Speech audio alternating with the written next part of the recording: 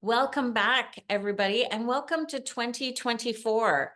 I am super excited for the lineup of guests I have for you this winter in the next couple of months, starting with Vera, who is here to share her story with us. But I'm not even going to get into everything about her right now. I'm going to let Vera introduce herself. Welcome, Vera. Thank you so much for having me. I'm so excited. So my name is Vera. I live in Toronto, Canada, and I am a plus size personal trainer and flexibility coach. I really focus on just bringing movement to everyone and making sure they can feel good in their bodies doing what they love to do in their lives. Fantastic. I love the way it lights you up as you talk about it too. So that's awesome.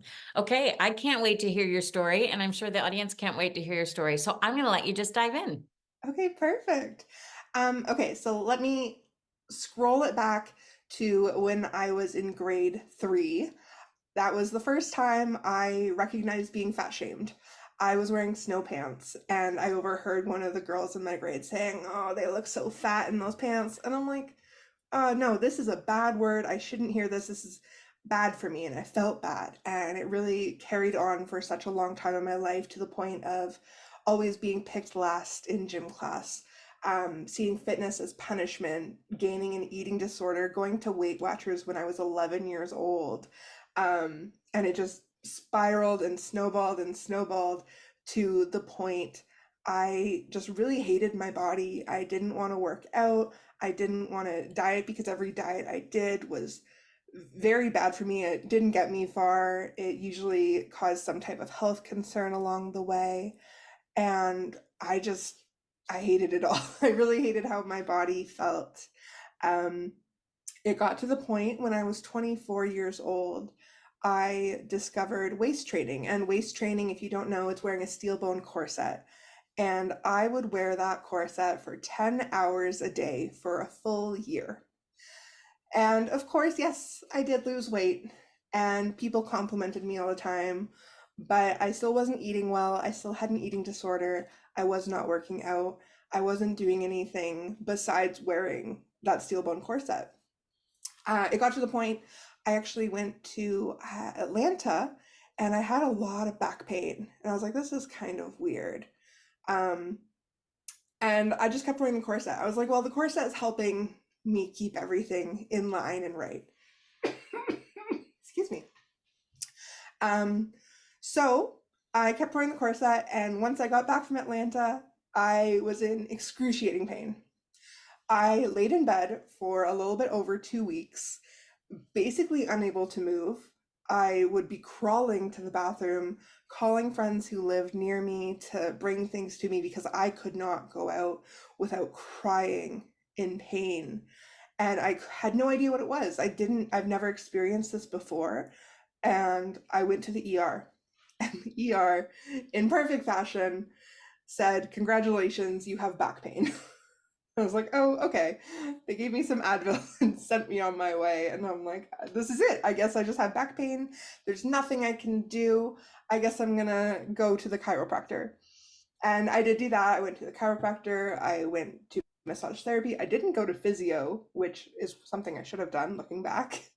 Um, and I just kind of dealt with this pain for months and months. Sometime along that period, I was on YouTube and I saw a plus size pole dancer instructing someone. Her name is Roz the Diva. She's a New York pole dance instructor. We're actually good friends now. But I saw her teaching on this YouTube video and I said, wow, someone my size is doing this and looking so strong and so graceful moving. I was amazed and I forgot about it. I put it in my back pocket and I'm like, well, I'm not doing it. That's not me. It's not my thing. So good for her though. Um, and a few months fast forward, my friend invited me to a club for her birthday party and they had pole dancers there at this club. And I remember we were on the second floor looking down and there were two girls on these poles just flying and dancing in the air above everyone else. And I thought, wow, that's amazing. And I started thinking of Roz the Diva again. The next day, I signed up for my first pole dance class and I took a splits class that same day. And they were not easy by any means. It was very difficult to do. And I did feel very left out being one of the only people in a bigger body in those classes. But how I felt after that class was like something I've never experienced before. I just felt so good in my body. I didn't care what my size was in that class or how it looked, but I started focusing on how I felt, and that was reduced back pain. And so I kept doing pole dance classes and flexibility classes for about 3 years. Um, and I loved it so, so much. And I just loved how I felt, especially when I first got my front split. I could not do the splits as a kid at all. I was not flexible. But at 26 years old, I was able to get a flat split on the ground, and it was something I never knew I wanted, but it was so great to experience that and get there. And from that moment, I started noticing other body sizes in these classes I was in, and more plus size people were joining these classes and having so much fun and enjoying this movement. And I just kept thinking of my past and how much I used fitness as a punishment. But now I'm seeing myself and others using this fitness rather than punishment, just to feel good in their bodies and to move joyfully. And I thought, no, we need more people doing this. We really do. And I want more people to see diverse body shapes in the fitness industry, especially the traditional fitness industry can be very toxic, especially with the sayings of like, get your beach body, no pain, no gain, don't stop until you want to puke, and things like that. So that's when I started becoming a flexibility coach. And of course, the pandemic hit. So I had to shift gears a bit. And now I teach flexibility completely online. I have people all over the world joining my classes and my library and membership. And it just brings me so much joy to where I am now, where I can see that I am what I needed for my younger self. Mm. I love that. I love that final, your wrap up, that you are what you needed when you were younger. So you can be that now for the people that need it now. So Exactly.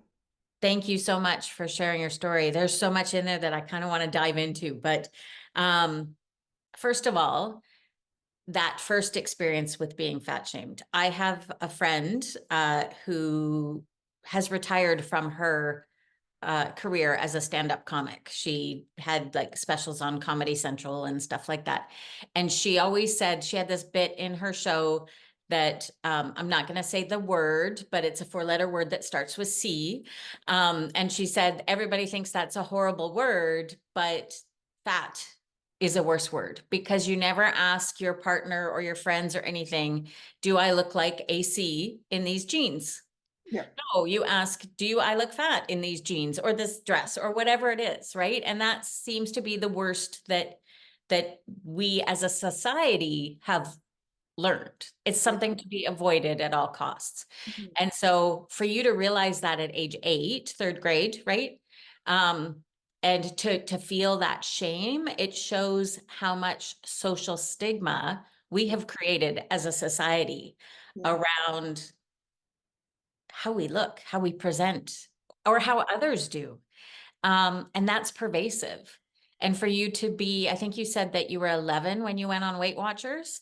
And I have tried all the things. I have done all the things over the years. And what I didn't realize, what I hadn't tried was actually dealing with the trauma in my early life. And that's what I've dealt with as an adult, because all of those things that are out there, all those quick fixes or not so quick fixes, um, we see them as a solution, but it doesn't fix what's going on inside that's creating the problem in the first place. So did you come to that realization at some point? I'm guessing not at 11 because we get stuck in this diet culture. So I don't want to take this over, but so much to say on this topic Yeah. and so much to discuss because it's so important. So how did you recognize that the diet culture, I even wrote in my notes, diet, a four-letter word, like that C word, right? Yeah. How did you realize that, oh, this wasn't working and that this isn't okay? Yeah.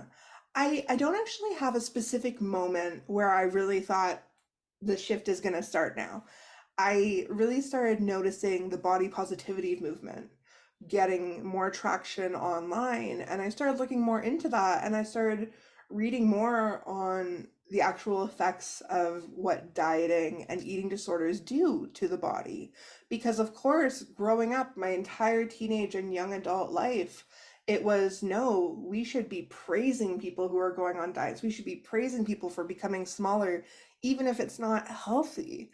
And I started talking to more people, and people who were so small were saying, okay, but I have this eating disorder that causes like all these symptoms and issues in my body, but people come up to me randomly on the street saying how amazing I look.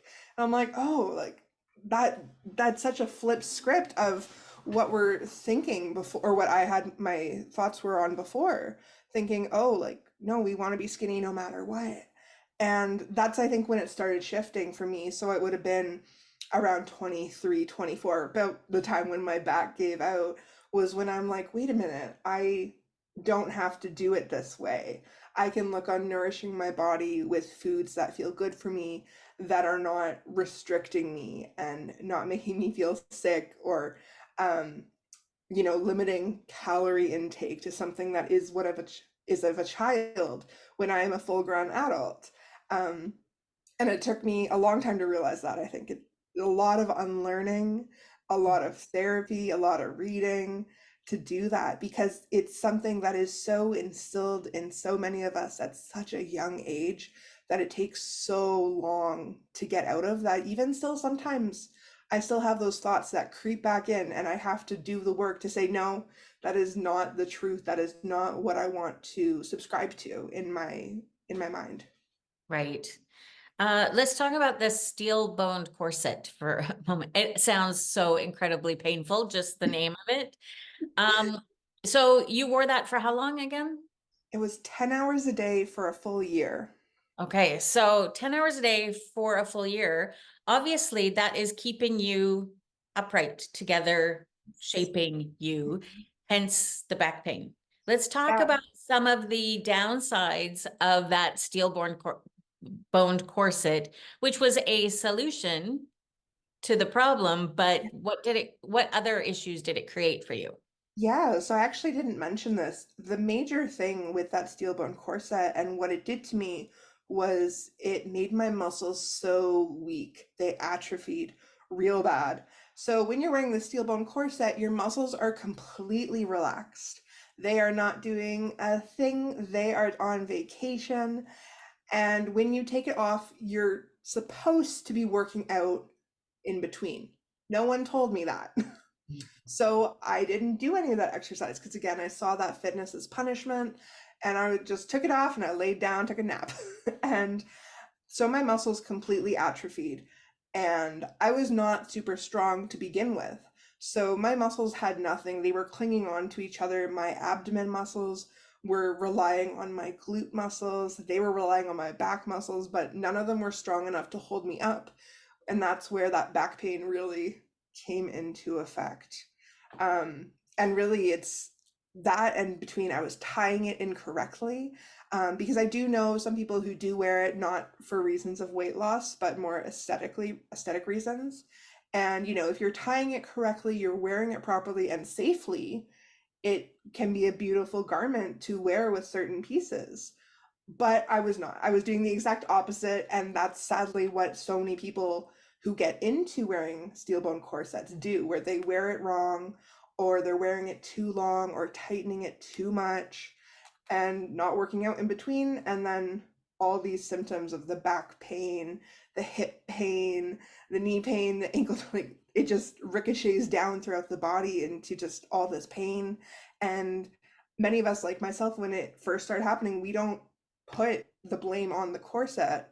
We think, oh, something's wrong with ourselves, something we weren't paying attention to, and it was the corset that we weren't paying attention to. We weren't doing it properly and safely, and we're not properly told that at the beginning, because we're just given this corset from the shop and they say, go have fun, basically. Right. Well, and really, if you think about where a corset covers, that's your core, and Yeah. that's like stability of your entire being. Yeah. So if your core is being aided and you don't need to constantly stabilize yourself with that core, you're going to lose that strength. Exactly. And that ties into flexibility, it ties into physical wellness. So talk about that progression for you past the pole dancing classes, and which I did once when I was in Vegas. Lots of fun. But yes, it's not easy. If anybody thinks that it's easy, it is not. No. It, So talk about how all that fits together now. yeah, so really, because flexibility and strength, they actually do really go hand in hand. And for me, it was what I needed both of. I had no flexibility prior to. I could touch my toes, and that was about the limits of my flexibility. Um, but also because I had no core strength, I couldn't really even do much for long periods of time. I couldn't walk for long periods of time. Sitting hurt, lying down hurt, doing anything hurt. And I just hated that feeling. Like, why, who wouldn't, right? Um, and that's when I started adding that movement in. So the pole dancing really helped with the core strength and of course shoulder strength too, pulling yourself up. But the flexibility helped me find strength in a full range of motion. So it wasn't just in very specific positions where I felt strong. It was through every range when I'm reaching up to get something off the top cabinet, or I'm trying to pull all those groceries into my car or out of my car, sorry, all those kind of things I could find that strength in and I felt more confident in. And that's really kind of how much I love flexibility now, is because it's given me that confidence to be able to move through life and do all these things that I couldn't do when I had all that back pain because of those weak muscles. So are you totally free of back pain now and all the other pain? I wish I was.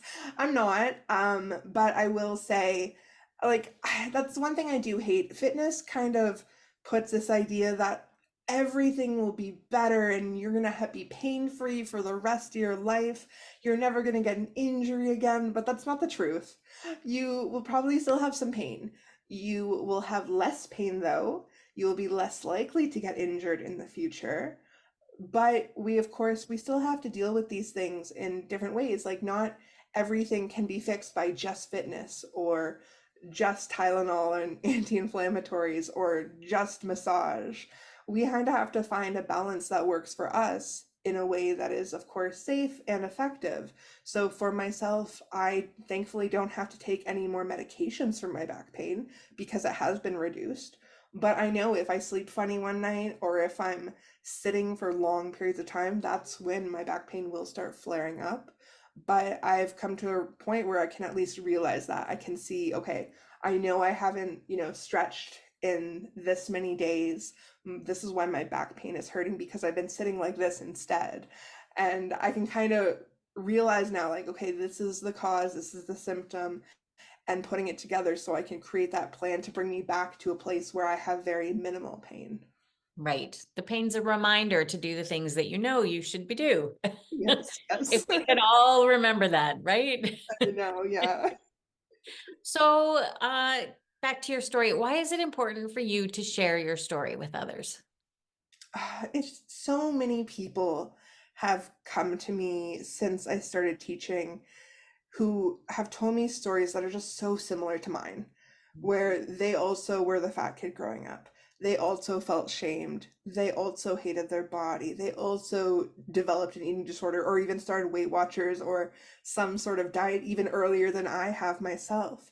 And it's heartbreaking every single time I hear it because I don't think any child should ever have to deal with diet culture. I don't think any adult should deal with diet culture. And it's just so important to me to show people that people of all bodies can find fitness and find joy in fitness in a way that feels good for them, where we're not focusing on the aesthetic, but rather focusing on the internal. We're finding that freedom in our joints and just feeling good when we wake up rather than like crawling out of bed because we're so sore.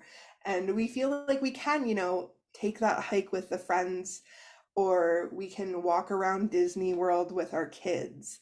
And that's really important to me, is just to kind of remind people, even just you can do it too. Just because you're plus size, you're in a larger body, or if you identify as fat, that you can't do it for some reason. You still can. What matters is you're doing it in a way that feels good for you and you are doing the movement that is safe for your body type. Right. If you could give somebody one tip of how to start, where to start, what's the easiest thing if people just want to try it out? What would you suggest? I would say hip circles. Honestly, just stand up, do a couple hip circles or shoulder circles even. You can do them seated. Small movements are always the best way to start. We never want to go like really hard, really fast, a full hour long class right off the bat. It's not sustainable. And but doing something small every day, like, even just getting out of your chair and moving for like 5 minutes once an hour can really be beneficial in the end for your body. Like I always say, like no movement is too small to get Mm, started, to keep going. Anything like that counts. right. Uh, Now, if people want to start, if they want to find you online, see some of your videos and everything, how do they find you? Well, I'm on a lot of different social media platforms, so that's pretty easy. So on TikTok and Instagram are the ones I'm most active on, and you can find me at Flex with Vera, or my website is flexibilitywithvera.com. Great. And we will, as I always remind my audience, we'll have the links in the description here on YouTube or in our social media and on our Facebook page and everything for our audio version. So you will make sure people can connect with you. If our listeners could have one thing that they take away from this conversation, what do you hope that is? Just move, and that they can move no matter what their ability or size may be. That's a great reminder. Okay, one fun question just as we wrap up. Yeah. If there were a movie or a book about your story, about your life, what would it be called? Ooh, um, I'd probably call it Snow Pants. Oh, I like that. I like that tie-in. Yeah. Well, Vera, thank you so much for being here, for sharing your story and your journey with the podcast and with our listeners. I can't wait to find you online myself. Thank you so much for having me. It's been such a pleasure.